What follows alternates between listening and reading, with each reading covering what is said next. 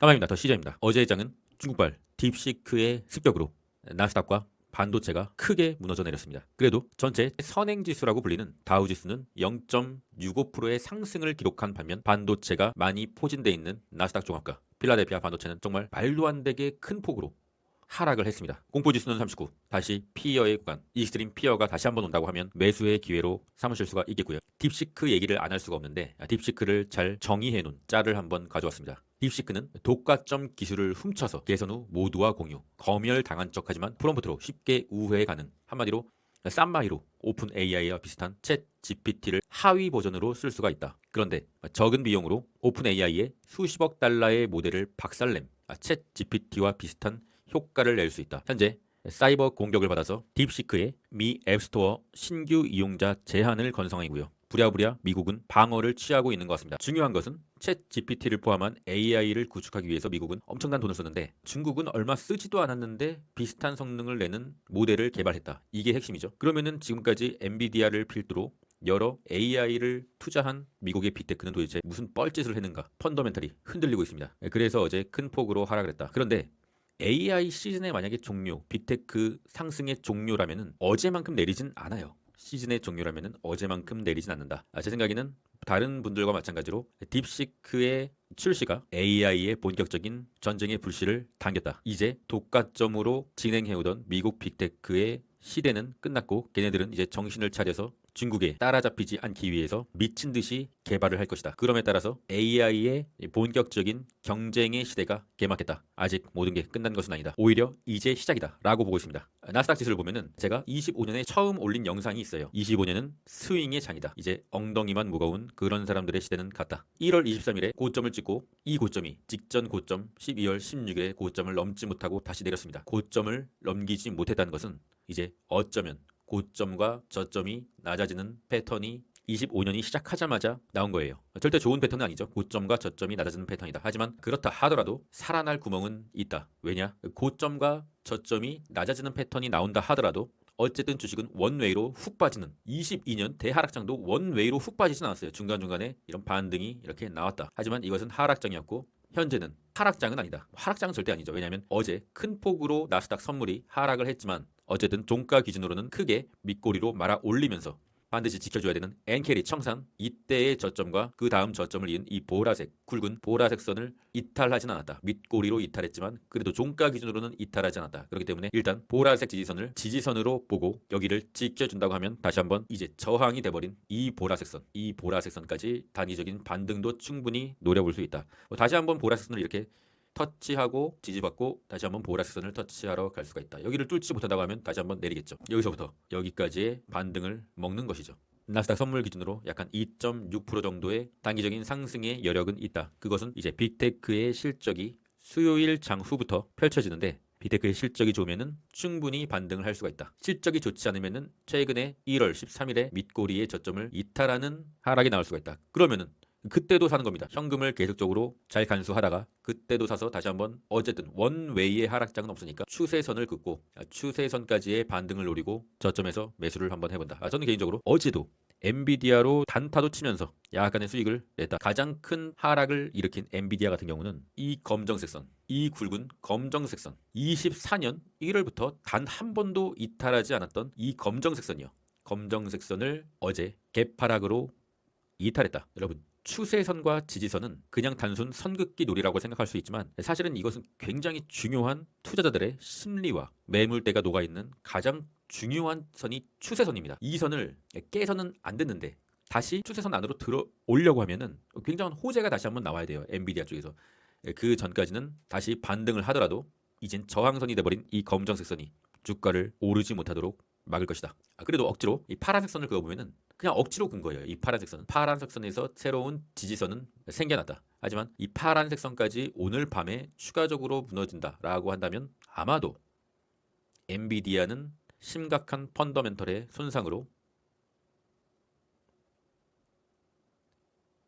나스닥 기술 주장의 하락장을 촉발시킬 수가 있다. 지켜주길 바라고 있습니다. 여기를 반드시 지켜줘야지 다시 한번 저항을 받더라도 이제는 좀 지켜줘야 된다. 개인적으로는 어제 너무 큰 하락이 나왔기 때문에 기계적인 반등은 오늘 밤에 왠지 있지 않을까 그렇게 생각하고 있고요. 그렇다 하더라도 뭐 큰 폭의 기술적인 반등은 쉽진 않을 것 같고 야간의 뭐 기술적 반등은 있지 않을까. 그것을 노리고 저는 어제 야간에 속스를 저점 부근에서 약간 샀다. 1월 22일에 이 속스리 볼린저 밴드 둥둥이었잖아요. 볼린저 밴드 둥둥 때는 무조건 약간의 부분 익절은 해야 된다. 멤버십 UDT 회원분들께 말씀드렸고요. 그분들은 이 폭락을 올 매도를 하지 않아서 맞았긴 맞았겠지만 그래도 어느 정도 방어는 했다. 속스를 단기적으로 아주 단기적으로 기술적 반등을 보고 저는 어제 24달러 부근에서 속스를 살짝 매수를 해봤다. 단기적인 반등을 보고 매수한 거기 때문에 멤버십 여러분들 반등이 조금 오면은 그 물량은 다시 수익 처리를 할 수 있습니다. 속스 같은 경우는 상당히 추세적으로 힘들어졌다. 괜찮은 차트가 아니에요. 반도체가 직격탄을 맞았기 때문에 추세적으로 힘들어진 건 당연하죠. 반도체 1배 속스 X를 보면은 일단은 지켜줘야 되는 최후의 지지선 이 보라색 선마저 이탈하면서 마무리. 이제는 계속적으로 이제 저항이 너무 많아요. 이것은 뭔가 빅테크의 실적이 잘 나와주는 경우의 수밖에 없다. 당분간 좀 쉽지 않아졌다. 그래도 좀 길게 보겠다라고 하시는 분들은 내릴 때마다 추가 매수를 해보는 것도 좋겠지만 문제는 25년은 계속적으로 오르는 상승장은 아니기 때문에 조금 호흡을 짧게 잡고 기술적 반등을 노리는 단기 매매를 하시던가 아니면은 호흡을 굉장히 길게 잡고 난 진짜 끝까지 버틸 거야 라고 하시면은 계속적으로 조금씩 현금 비중을 지키면서 조금씩 매수를 해봐야 되는 게 아닌가. 자신의 투자 스타일에 따라서 그런 식으로 작전을 짜고 매수를 해봐야 되는 게 아닌가. 저 같은 경우는 25년을 단기 매매 또는 스윙의 장으로 생각하고 있기 때문에 짧게 가도록 하겠습니다. 테슬라는 지지선을 한번 이탈했기 때문에 빨간색 선을 이탈했기 때문에 이제 380달러 다시 한번 온 거죠. 380달러와 362달러 부근에 지지선이 있다. 일단은 29일 장후에 테슬라의 실적이니까 미보유자 분들께서는 실적을 한번 확인해 봐야 된다. 그리고 평단이 낮은 더 시저의 가족들은 일단은 뭐 홀딩입니다. 비트코인 같은 경우는 뭐 크게 이상은 없다. 오늘도 약간 좀 반등이 오고는 있는데 비트코인의 천장 라인은 이 파란색 선이다. 이 파란색 선 위로 올라가면은 천장을 뚫은 상태. 현재는 천장 밑으로 다시 내려오고 횡보를 하고 있는 모습. 그리고 이더리움은 이 삼각 수렴을 주시하라고 말씀드렸는데 삼각 수렴을 이탈했다. 이제 이 삼각 수렴의 밑에 하단선 검정색 선 라인은 저항이 될 것이다. 상당히 좀 이더리움은 현재 좋지가 않아졌다. 채널을 일단 내렸다고 볼 수가 있는 것이죠.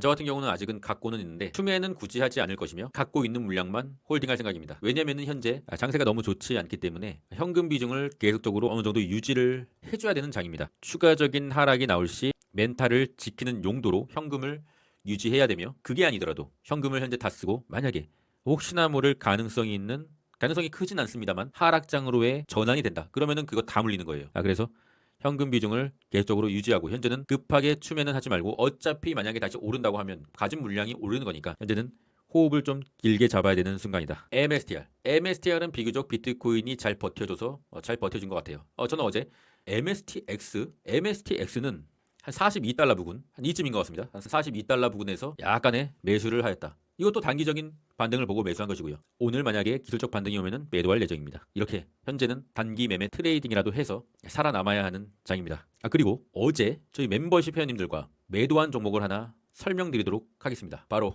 더 시저의 비밀병기였던 벨러 토큰, 빗썸에 상장되어 있던 계잡주 알트코인입니다. 단기적으로 저점 대비해서 윗꼬리로 한 65% 정도 올랐는데 물론 65%를 먹지 못했죠. 저희가 더 시저의 가족들은 약한 평단이 한 140에서 160 언저리였다. 그래서 약 한 3-40% 정도의 수익을 거두었다. 어제와 같은 정말 더럽고도 힘든 장에서도 더 시저의 가족들은 수익을 내었다. 더 시저가 차트를 보고 3분봉의 고점 220원 위에서 정확하게 정리 사인을 내었다. 이게 바로 멤버십을 해야 하는 이유죠. 사기꾼이었다고 하면은 220원 위에서 더 사라고 했겠죠. 하지만 더 시저는 매도의 의견을 정확하게 드렸다. 어제같이 힘든 장에서도 약 한 3-40% 정도의 수익을 내었다는 것을 알려드리면서 25년에 굉장히 저 개인적으로는 최선을 다할 생각이라서 단기 스윙 방법을 배워보고 싶다. 그러면은 UDT 멤버십 계속적으로 단기 매매를 하고 있어요. 그리고 조금 더 긴 호흡으로 가고 싶다. 그러면은 장기호 멤버십을 가입해 주시면 최선을 다해보도록 하겠습니다. 관심 있으신 분들은 고정 댓글 링크를 확인해 주시고요. 대중은 자기가 팔고 난 후부터 오르는 것에 의아해 한다. 이는 대중이 똑같은 공포에 사로잡혀 모두가 한꺼번에 내던지기 때문이다. 매도가 끝나면 시장은 상승할 수밖에 없다. 어쩌면은 오늘도 추가적인 하락이 나올 수가 있어요. 하지만 원웨이로 하락하는 장은 절대 없습니다. 그 매도가 끝나면은 시장은 단기적으로 또 기술적 반등이든 찐상승이든 상승할 수밖에 없습니다. 알렉산더 엘더고요. 우리의 삶은 계속되니까 명절 잘 보내시고요. 그럼 전 끝까지 하겠습니다. 이상입니다.